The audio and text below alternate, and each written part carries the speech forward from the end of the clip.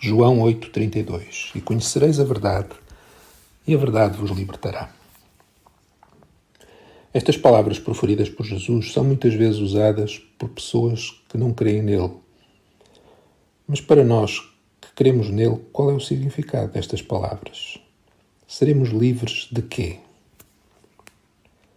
Será que a liberdade que Jesus está a falar é a mesma que está na cabeça das pessoas deste mundo? Jesus explica nos versos seguintes, quando aqueles para quem Jesus estava a dirigir-se, os fariseus, eles ficaram indignados por Jesus lhes ter dito que eles seriam livres. Eles responderam e disseram: somos descendência de Abraão e nunca servimos a ninguém. Como dizes tu, sereis livres? Respondeu-lhe Jesus: em verdade vos digo, que todo aquele que comete pecado é servo do pecado. Todo aquele que comete pecado é servo do pecado. O que significa que o pecado tem poder sobre nós. Como é que o pecado nos pode dominar? Em Hebreus 3:13 diz: exortai-vos uns aos outros todos os dias durante o tempo que se chama hoje, para que nenhum de vós se endureça pelo engano do pecado.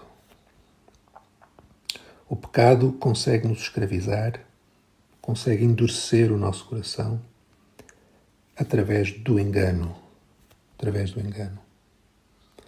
E a pergunta é, como é que o pecado nos engana? Uma primeira forma que o pecado tem de nos enganar é através do nosso velho homem.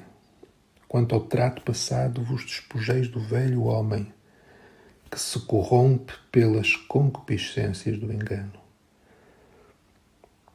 Então o pecado pode nos enganar através dos desejos errados do velho homem, conforme Paulo diz em Efésios 4:22. Podemos dizer que o pecado nos engana através da carne, da nossa natureza velha. Em segundo lugar, o pecado pode nos enganar através das coisas deste mundo. Jesus, na parábola do semeador, diz que o que foi semeado entre espinhos é como o que ouve a palavra, mas os cuidados deste mundo sufocam a palavra.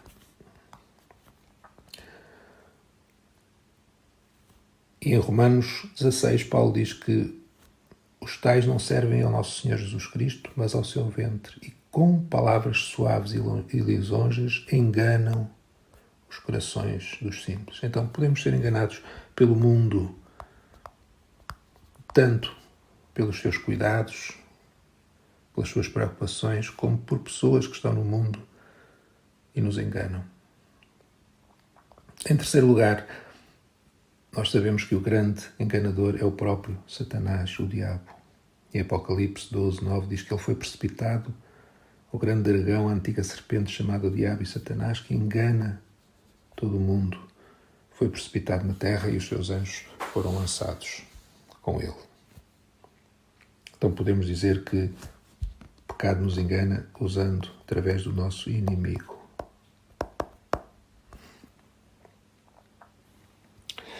Qual então a solução para não sermos enganados pelo pecado? Seja através da nossa carne, do mundo ou do nosso inimigo?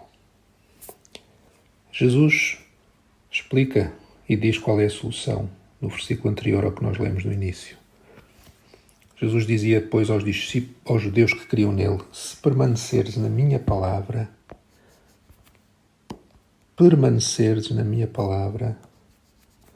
verdadeiramente sereis meus discípulos e conhecereis a verdade e a verdade vos libertará. Se formos discípulos de Jesus, isto é, se permanecermos na palavra, conheceremos a verdade e ela nos libertará. Seremos livres do engano, do pecado. O que significa então permanecer na palavra de Jesus? Podemos dizer que não significa visitar a palavra. Isto é, conhecermos apenas intelectualmente a palavra, procurarmos um texto para termos uma boa mensagem. Não é isso que é permanecer na palavra. Também não significa usar a palavra para confirmar o que nós achamos. O que é que significa então? Significa meditar na palavra.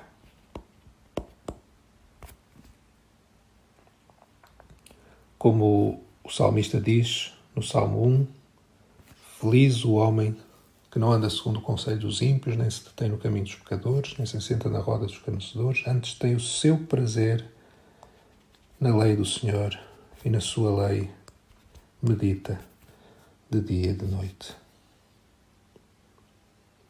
Permanecer na palavra é meditar nela de dia e de noite.